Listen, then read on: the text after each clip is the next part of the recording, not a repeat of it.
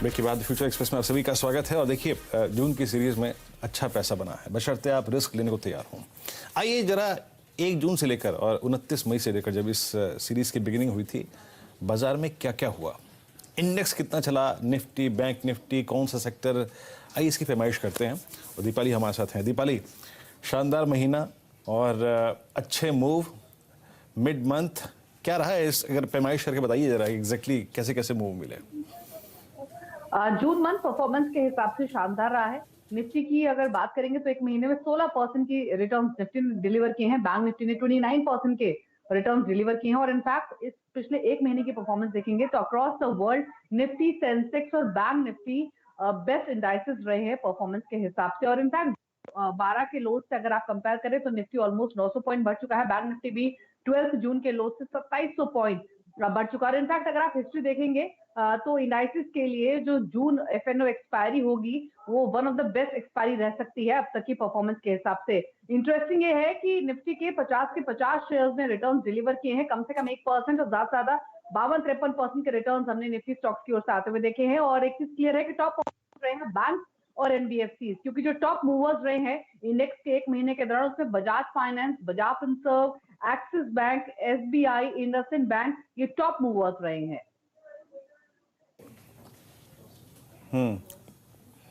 Okay, तो ये है, अगर आप देखें इस सीरीज का मूव वाकई काफ़ी स्ट्रॉन्ग मूव दिया, शानदार जून सीरीज। और ये स्टॉक्स अगर आप देखें आपकी स्क्रीन पर, क्या स्ट्रॉन्ग मंथ रहा ये। खैर दीपाली, बहुत बहुत शुक्रिया इस पूरी पैमाइश के लिए, इंडेसेस, स्टॉक्स और सेक्टर्स की परफॉर्मेंस। अब आते हैं लौट के एक बार फिर से बाजार पे। आई थिंक एक बार 2-3 स्टॉक्स ले लेते हैं ऑप्शंस के लिहाज से। याद रखिए, मैं जब ऑप्शन पिक कर रहा था तो मेरे जहन में आज 3 स्टॉक्स आ रहे थे। पहला आ रहा था पिडिलाइट, दूसरा आ रहा था बालकृष्ण इंडस्ट्रीज और तीसरा आ था कंटेनर कॉर्प। मैं गया कंटेनर कॉर्प पे और इसलिए इसको पिक कर रहा हूँ क्योंकि इसमें लीस्ट रिस्क है। ये अपने 100 डेमा के ऊपर आके सस्टेन कर रहा है। अब जरा कंटेनर कॉर्प की नेक्स्ट मंथ की 430 की कॉल लेके आइए। अजीत, जरा इस कंटेनर कॉर्प को देखिएगा, अ टिपिकल राउंडिंग बॉटम 100 के ऊपर क्लोजिंग, 100 डेमा एक्सपोनेंशियल एवरेज के ऊपर ट्रेड करता हुआ सेकंड सब्सिक्वेंट सेशन 2750 पे ऑप्शन ट्रेड कर रहा है। हालांकि मैं पिक पिडिलाइट करता या फिर बालकृष्ण करता, लेकिन वो ऑलरेडी काफ़ी चल चुके थे।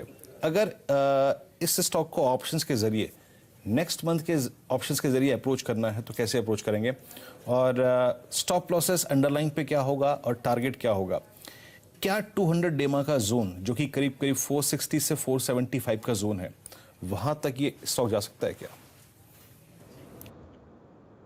बिल्कुल वीरेंद्र, मैं अभी जब आप इसको एक्सप्लेन कर रहे थे तभी मैं इस चार्ट को ध्यान से देख रहा था, तो बहुत क्लियर है कि मूव बहुत ग्रेजुअल दे रहा है बट बहुत स्टेबल मूव है। तो अगर आप रिकवरी को देखेंगे तो बीच में प्रॉफिट टेकिंग के फेजेस भी आए हैं, और अब जो कि इसका इमीडिएट हाई करीब 334-35 के अराउंड पर जब बनाया था करीब जून के ही महीने में स्टार्टिंग में, वो अब उसको निकालने वाला है। तो अब नेक्स्ट जो लेवल होगा करीब करीब 447-450 तक के लेवल्स। तो डेफिनेटली जो 430 की आप देख रहे हैं मेरे हिसाब से वो अच्छा मूव देगी। और पोटेंशियल जिस तरीके से अभी, क्योंकि ज़्यादा इंटरेस्ट नहीं है, तो हो सकता है कि वो लेवल निकालने के बाद मोमेंटम इसमें बढ़े। तो ये एक पॉजिटिव फैक्टर मेरे हिसाब से दूसरा हो सकता है कि यहाँ पे आप लॉन्ग पोजीशंस डेफिनेटली कंसिडर कर सकते हैं। सपोर्ट की अगर बात करें तो मेरे हिसाब से 415 से लेकर 12 का जो जोन है वो काफ़ी स्ट्रॉन्ग सपोर्ट एरिया है। और 47 के ऊपर, 47 के ऊपर जो आप लेवल बात कर रहे हैं करीब 466-65 की, वो लेवल देखने को मिलेंगे इसमें।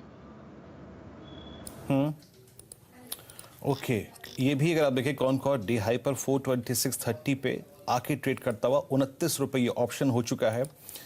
मैं इसको फिर रिवाइज करूंगा, लेकिन आप निफ्टी को देखिए, निफ्टी 496, 10,496, वो टिपिकल कंसोलिडेशन रेंज को इसने अडॉप्ट कर लिया है। और याद रखिएगा एक बार प्लीज डायरेक्टर साहब निफ्टी बैंक भी स्क्रीन पे लेके आइएगा, 22,107। मैं फिर कहूँगा कि इस बाजार में बाजार के मैसेज को ट्रेड करिए। बाजार ऊपर गया 50 डेमा से, 200 डेमा से चला गया नीचे, फिर 100 डेमा पे सपोर्ट लिया, फिर वहाँ से ऊपर आता हुआ।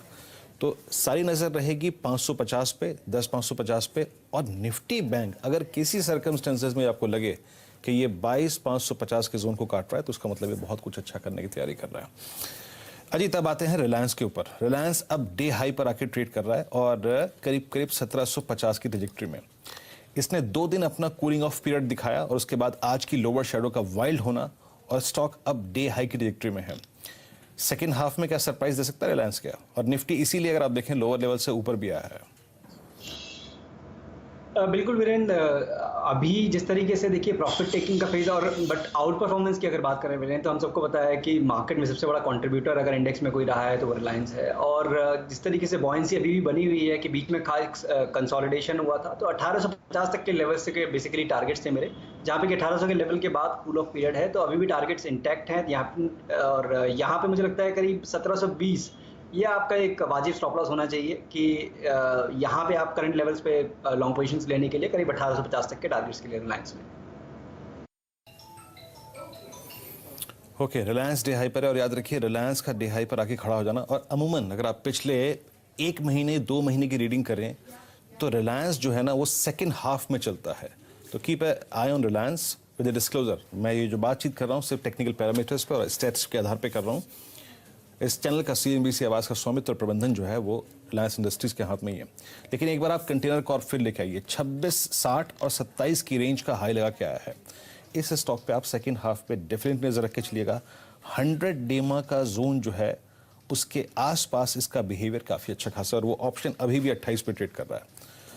इंट्राडे में 35-36 के प्राइस पर नजर रखिएगा और स्टॉप लॉस आई थिंक 24-25 वो ऑप्शन लेके आइए प्लीज एक बार। 28 पर अभी भी डे हाई पर वो ऑप्शन ट्रेड कर रहा है। 1-2 स्टॉक्स और ले आते हैं प्लीज। ये पैटर्न जो है वो अच्छी है और उस ऑप्शन पे नजर रख के चलिएगा। फिर मैं कह रहा हूँ सेकंड हाफ के प्रोस्पेक्टिव से। फिर आइए एक और स्टॉक पे अर्निंग्स के बाद जिसमें काफी अच्छा खासा मूव है, वो है बर्जर पेंट्स और एशियन पेंट्स। एक बार जरा अपना टेक दीजिएगा, यहाँ पे करना क्या चाहिए अजीत? प्रॉफिट एक बार के लिए अपने कैश कन्वर्ट कर लें क्या 547 इतने बड़े स्ट्रेच के बाद?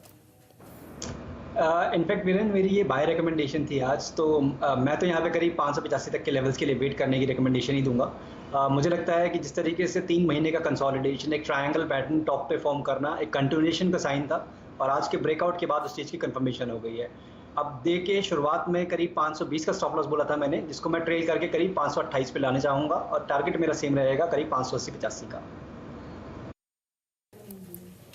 ओके, आप ट्रेल करेंगे। और एक बार फिर से अगर आप देखें तो निफ्टी 10,515 अब सेकंड अटेम्प्ट है ये 200 डेमा को रीगेन करके उसके ऊपर ट्रेड करने का, और इसका पूरा श्रेय जाता है पिछले आधे घंटे में रिलायंस को। तो 10,550 ऑन निफ्टी, और निफ्टी बैंक पे 22,550 का क्लस्टर। बहुत बहुत शुक्रिया अजीत, आप इस कार्यक्रम में शामिल हुए।